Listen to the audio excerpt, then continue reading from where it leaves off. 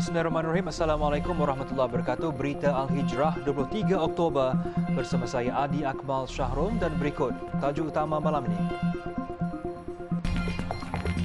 Bayi 4 hari akhirnya meninggal dunia.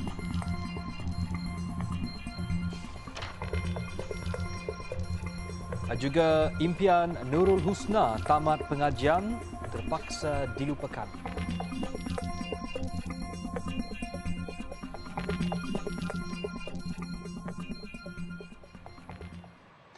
Bayi lelaki yang berjaya diselamatkan menerusi pembedahan selepas ibunya maut akibat kemalangan Rabu lalu akhirnya meninggal dunia hari ini.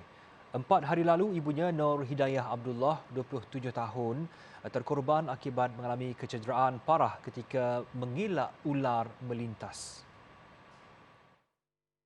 Kematian bayi berusia 4 hari itu disahkan datuknya Mansur Adali yang memaklumkan jenazah cucunya itu akan dibawa ke rumahnya di Bandar Berisjaya, Sik Kedah. Bayi yang diberi nama Muhammad Irfan Hidayat Afnan Alif itu akan dikebumikan di tanah perkuburan Islam Berisjaya. Dalam kejadian Rabu lalu, Nur Hidayah Abdullah yang sarap mengandung anak kedua maut selepas motosikal yang ditungganginya bersama seorang perempuan berusia 16 tahun terbabit dalam kemalangan. Mangsa dikatakan cuba mengelak seekor ular melintas di atas jalan menyebabkannya memasuki laluan kereta sebelum berlaku pelanggaran dengan Pro 2 Azia di kilometer 29 Kampung Caruk Padang, Jalan Jeniang, Sik Pedu. Akibat pelanggaran itu, mangsa telah terjatuh dan meninggal dunia di tempat kejadian, manakala seorang lagi hanya mengalami kecederaan. Bagaimanapun, pada hari kejadian, bayi dalam kandungan wanita itu berjaya diselamatkan menerusi pembedahan selepas mangsa segera dibawa ke Hospital Sik. Wisma Putra sedang menjejaki rakyat Malaysia yang menjadi mangsa sindiket penipuan kerja di luar negara. Menteri Luar Datuk Seri Saifuddin Abdullah berkata, setakat semalam 313 rakyat Malaysia yang menjadi mangsa skam tawaran pekerjaan berjaya diselamatkan dari Kemboja, Laos, Myanmar dan Thailand. Daripada jumlah itu, seramai 255 orang sudah dihantar pulang manakala baki 58 lagi masih ditahan di depoh tahanan imigresen negara berkenaan sementara menunggu proses pengusiran. Tambah Datuk Seri Saifuddin, walaupun jumlah laporan berkaitan isu itu semakin berkurangan, namun usaha masih diteruskan bagi memastikan tidak ada lagi rakyat Malaysia yang masih ditahan. Seramai 58 masih dalam tahanan di depoh di negara-negara berkaitan. Pada waktu yang sama, kita masih menjejak beberapa lagi rakyat Malaysia yang dilaporkan hilang atau masih belum dapat diselamatkan. Pokok pangkalnya, kita akan cuba menyelamatkan semua dan tak seorang pun akan kita biarkan tertinggal di sana. Beliau berkata demikian kepada media di program Gerai Prihatin Rakyat Peringkat Perikatan Nasional PN Indra Mahkota di Kuantan hari ini.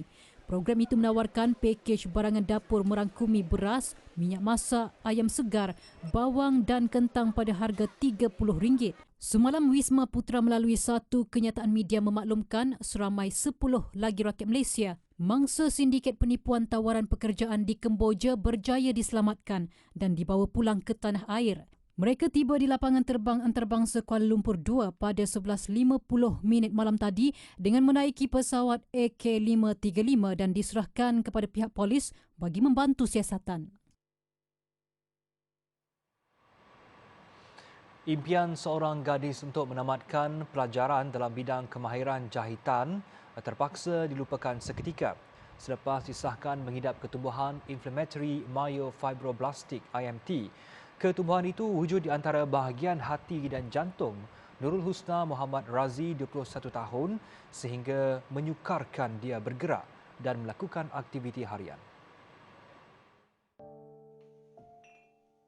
Menurut Nurul Husna, penyakit itu mula dikesan ketika dia berada di semester kedua di Institut Kemahiran Belia Negara IKBN di Jitra.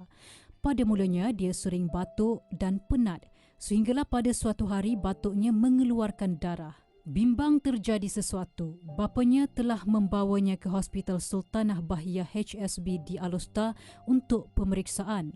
Doktor yang merawatnya telah meminta untuk rujuk kepada pakar dan memaklumkan dia terpaksa menjalani pembedahan membuang sebelah paru-paru kanannya selain perlu membuang separuh usus. Ia ekoran ketulan kanser berada di antara paru-paru dengan jantung yang menyebabkan pembedahan itu terpaksa dilakukan segera. Kat hati pun kena juga. Lepas tu paru-paru dengan jantung tu. Lepas tu selalu darah yang utama tu. Lepas tu paru-paru yang tu lah. Lepas tu kan kata yang ada kat hati tu. Lepas tu pergi hospital Selayang. Jumpa doktor kat sana. Lepas tu doktor sana tengok CD pun semua. Lepas tengok ada. Lepas tu pasal hari yang nak operate tu, doktor tu mai jugalah, mai dia buka tengok, dia kata tak kena pun. Yang kena tu hati jantung dengan paru-paru. Dia buang paru-paru sebelah kanan tu. Melihat penderitaan ditanggung, hati bapa mana tidak sedih. Menurut Muhammad Razi Bari, 54 tahun, sejak kematian isterinya 9 tahun lalu, dia kini hanya tinggal bersama Nurul Husna dan abangnya berusia 23 tahun di Teratak Usang di Kampung Menerung, Mukim Bukit Lada, Pokok Sena. Muhammad Razi membesarkan anak-anaknya dengan mengambil upah menoreh getah dengan memperolehi pendapatan RM500 sebulan. Dengan pendapatannya itu, sememangnya tidak mampu untuk menampung kos ulang-alik ke Hospital Kuala Lumpur HKL untuk jalani pembedahan dan rawatan susulan. Bagi masalah kita buat kerja sekejap, lagi kita balik pergi tengok dia sat macam tu kan. Lepas tu kita ke tepi buat kerja pun hati kita memang ingat dekat dia. Ayah mana yang tak susah hati bila anak sakit. Kita curi-curi masa macam tu lah. Sedangkan kita pun 2 orang je duduk kat rumah. Macam tu lah. Dugaan Allah nak buat macam mana lah. Kita terima ujian dari Allah. Redha je lah.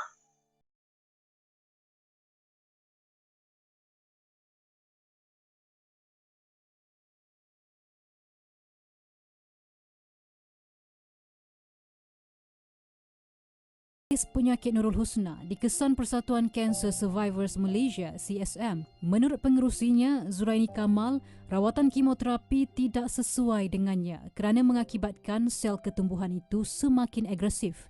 Doktor merawatnya mengesyorkan supaya Nurul Husna menjalani rawatan radioterapi di HKL.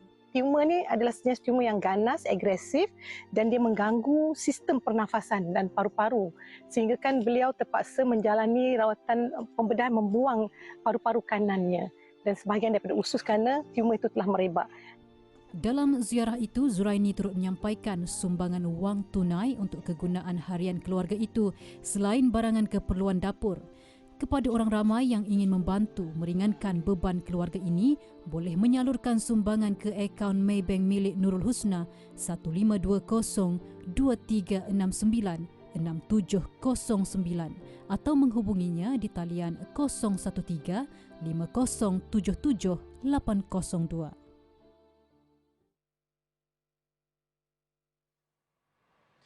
Hujan lebat dan ribut menyebabkan banjir kilat di beberapa kawasan di Melaka masih belum surut sejak petang semalam. Daerah terjejas teruk membabitkan alur gajah.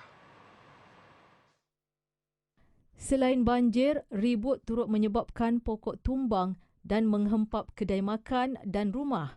Memetik laporan harian Metro, Pengarah Angkatan Pertahanan Awam Malaysia APM Melaka, Lieutenant Colonel Kamarul Shah Muslim berkata, antara kawasan yang teruk terjejas termasuk Kampung Gadik, Kampung Punggur, Kampung Bukit Tambun dan Kampung Bukit Balai di Alur Gajah. Setakat ini hanya satu pusat peminahan sementara PPS dibuka di SK Durian Tunggal sejak jam 11 malam tadi dan menempatkan 53 mangsa yang terdiri daripada 3 warga emas, 36 dewasa, 12 kanak-kanak dan 2 bayi. Tambahnya selain di Alur Gajah, Kampung Pengkalan Ramai Pantai dan Kampung Sungai Putat di kawasan Melaka Tengah serta Batang Melaka dan Gapis di Jasin turut terjejas banjir kilat. Bagaimanapun, tiada penduduk dipindahkan dan pihaknya melakukan pemantauan berterusan. Selepas ini, BN akan wujudkan 3 jawatan TPM.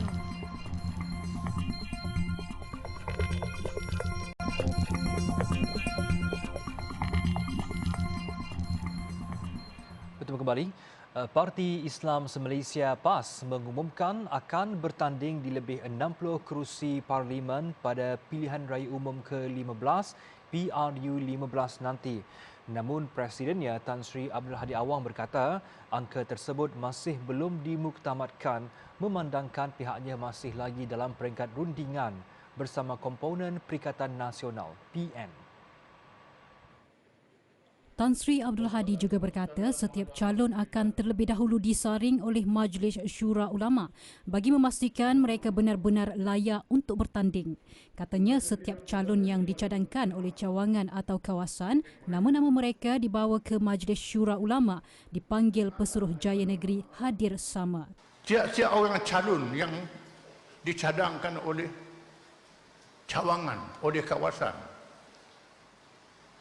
nama-namanya dibawa ke Majlis Syura Ulama. Dipanggil Pesuruhjaya Negeri-Negeri hadir sama. Disebut satu-satu nama ni. Bagaimana perangainya, semayang ke tak? Akhlaknya. Perangainya, ada ki ke tidak?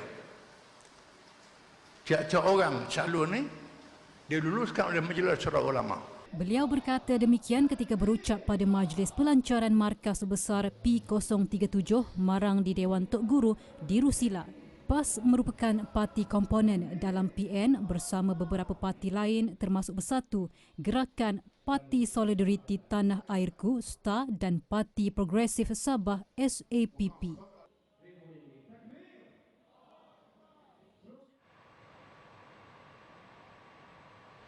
Kriteria calon wakil rakyat perlu menjadi keutamaan berbanding parti yang diwakili supaya pemimpin tersebut dapat memperjuang nasib rakyat.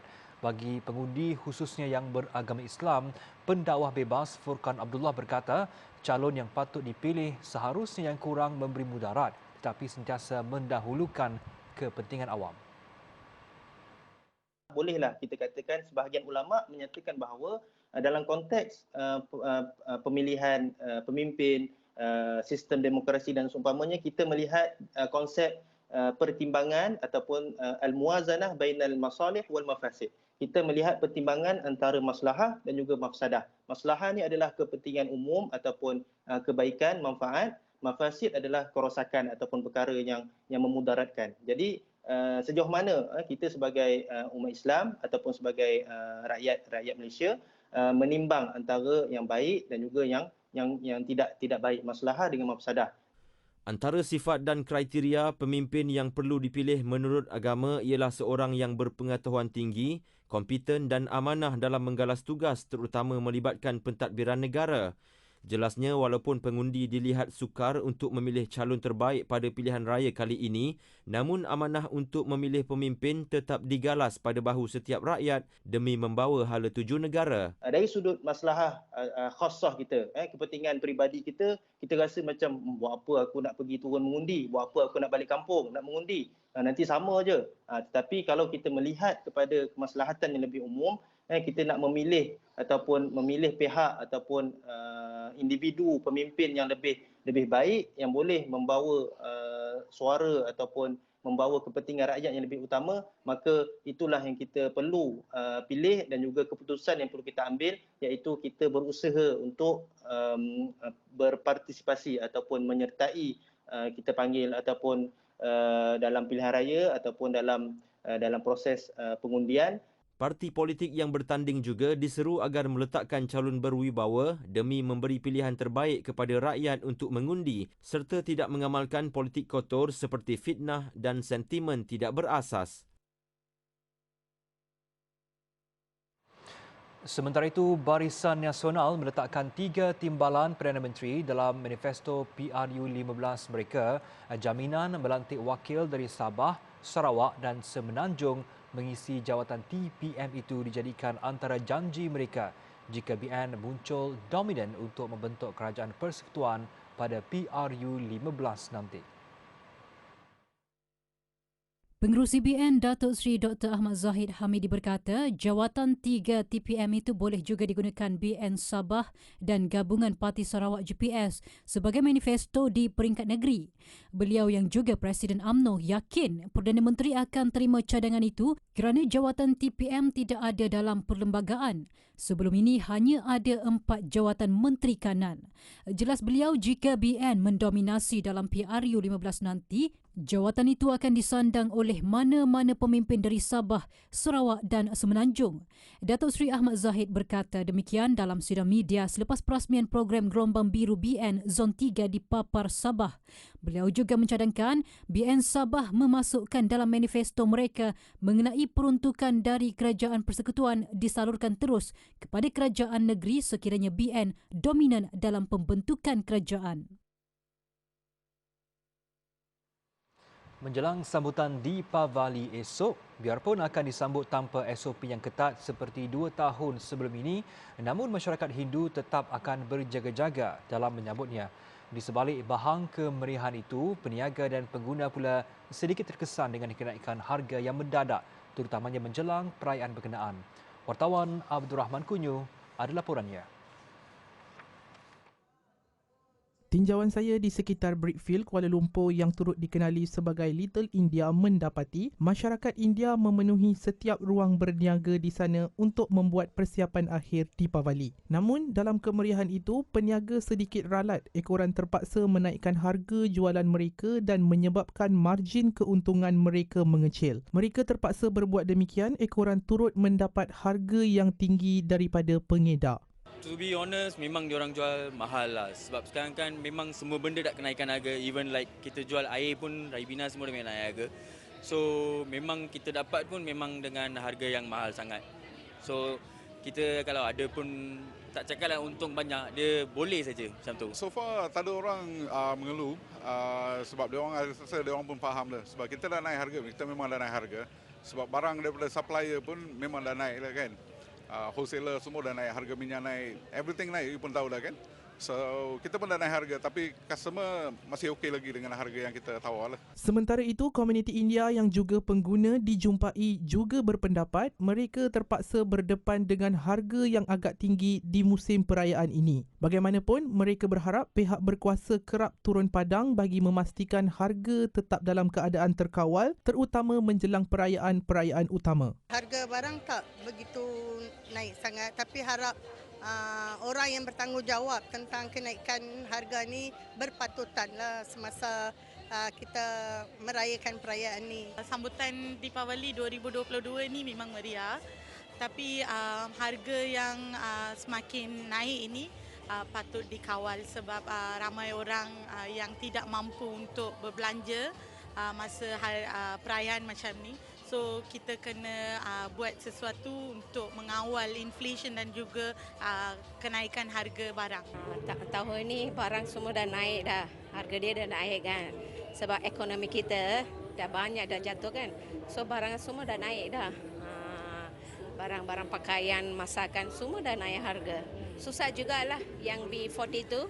Mereka banyak susah lah saya ingat. Dalam pada itu, peniaga dan pengguna hanya mengharapkan perayaan Deepavali kali ini dapat disambut tanpa tekanan dan bebanan selepas tidak dapat menyambut dengan meriah 2 tahun sebelum ini. Laporan Abdul Rahman Kunyu untuk Berita Al-Hijrah.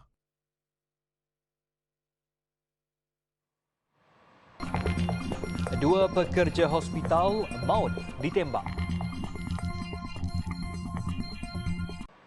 Untuk kembali, dua pesakit yang ditempatkan di unit kuarantin di sebuah hospital di Uganda disahkan positif wabak Ebola.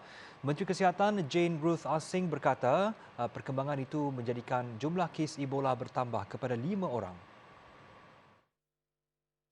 5 kes yang berlaku di Kampala merupakan penularan pertama yang disahkan. Beberapa hari lalu, Kementerian Penerangan mengatakan wabak Ebola di negara itu terkawal dan dijangka berakhir menjelang akhir tahun ini. Jane Ruth berkata 3 pesakit di kemudahan itu adalah antara 60 yang diasingkan di Hospital Mulago, Kampala setelah diuji positif.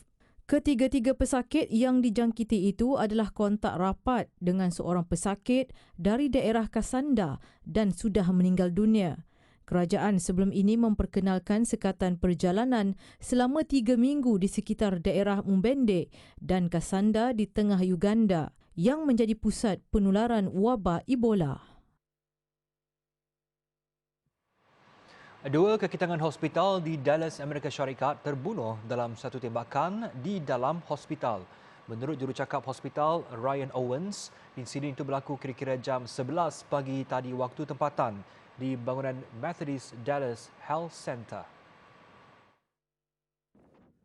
Suspek seorang lelaki bersenjata disahkan cedera selepas berjaya ditembak oleh anggota polis.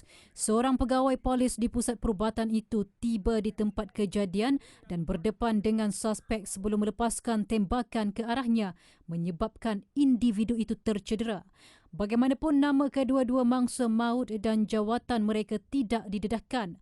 Suspek yang tidak didedahkan identitinya telah dibawa ke hospital dan berada di bawah pengawasan polis.